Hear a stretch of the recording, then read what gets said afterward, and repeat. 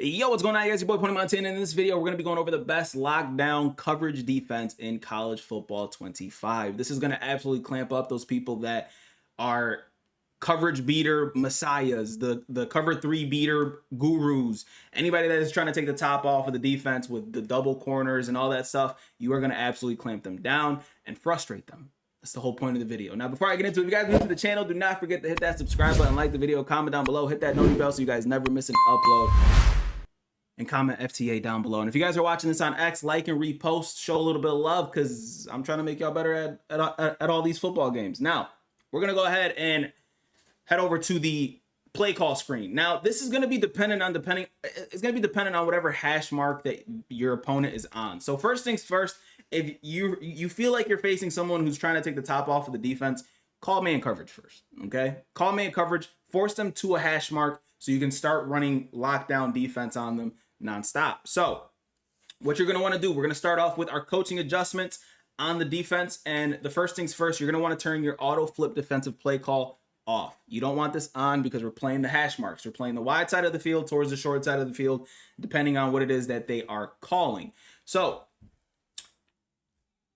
zone drops, flats, we're going to put them 0 to 5. We want them short. Whoever's playing the flats, we want them to play, the drags, the screens, the RPOs and things of that nature. Then your curl flats, you're going to want this at 20 to 25. It depends on how deep these passes that you're playing are going. And then hooks, you want them at 20 to 25 as well. Same rules go for the curl flats and hooks. So then what you're going to want to do is find a formation. Again, if you're facing a heavy passer, you're not going to want to be in a defense like 4-3 unless you're sending a lot of blitzing.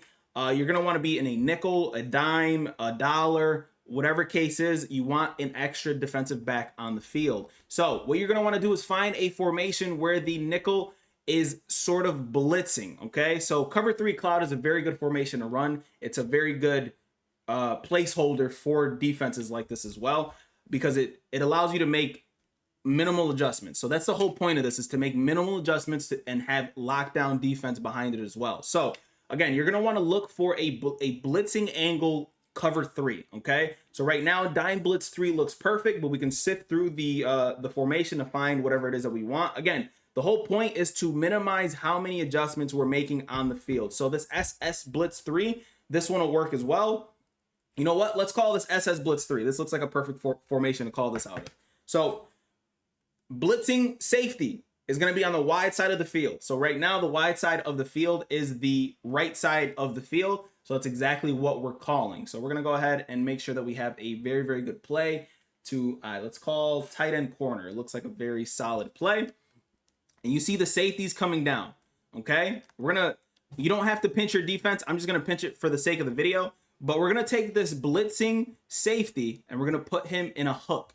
Because he's in a 20-yard hook, if they try to throw a seam pass, which is something that a lot of people like to do, if they try to throw a seam pass, that hook is going to end up doubling as a vert hook. So they can't throw that hook because it's a 20-yard hook. And by the time they end up going all the way up, you're going to end up, a deep blue is going to be there. Simple. Then the outside cornerback on that wide side of the field, we're going to go ahead and put him in a deep half. Okay. So we're going to, you know what? We're just going to show a cover 2 and we're going to give a little bit of cushion just so you guys can see the defensive adjustments. So he's in a deep half.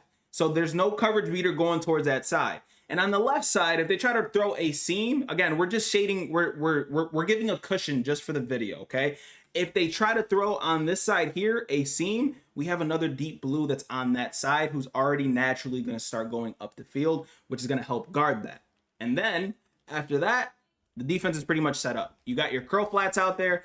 And then the reason why we put our flats out there, our flats at 0 to 5, is so just in case they are throwing their drag routes, you're going to take that short side drag or the wide side drag. It's up to you if you want that extra coverage on that side, and you're going to put him in a flat. Okay. So we're going to put him in a hard flat, and that's pretty much the defense. Yes, we're only sending 3, but at the same time, if they're not throwing their drags and they're not being super specific with how their route combinations are, make sure that you're not putting that guy in a flat, because the more pressure that you got, the more people that you got sending towards that offense, the more pressure that you're going to get and more sacks, more coverage sacks that you'll end up getting. And if they have a mobile quarterback, you also have the option to put this guy in a spy to help you out. Then after that, your job is to guard one specific route, and that is the backside dig when it comes to these deep yardage situations. So right now that right side is pretty much clamped up. You don't really have to do much besides switch stick on one of the defenders. But after you notice what the route combinations on that left side are, so say this guy here is on a backside dig, right? Boom, he's on a dig route. You have to focus on that until he crosses about this mark, and then you leave him alone. You don't have to focus on him anymore.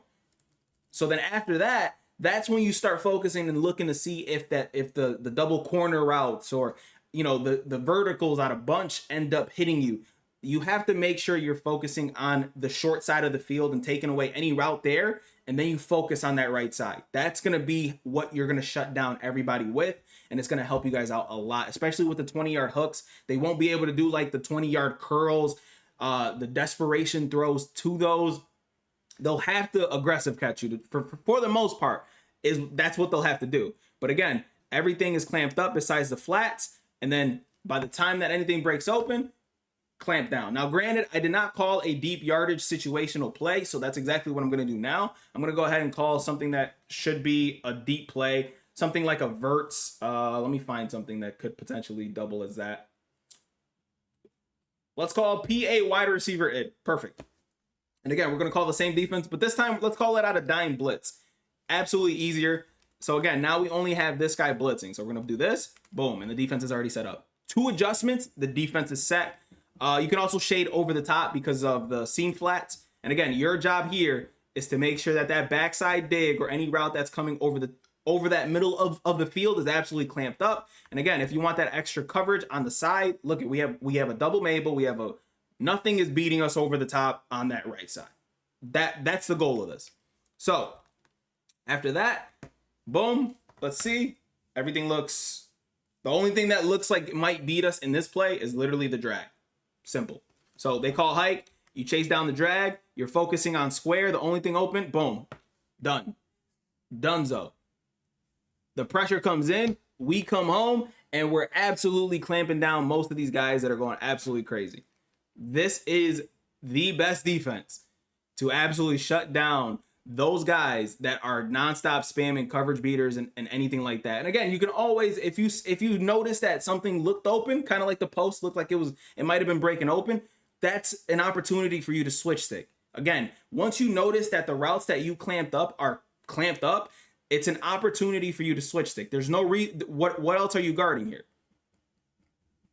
You're not focused on anything else. You're not guarding anything else. The curl flat here is designed to pretty much stop this wheel route that's over here if they tried to throw it. The only thing that could have potentially done a little bit of damage is this.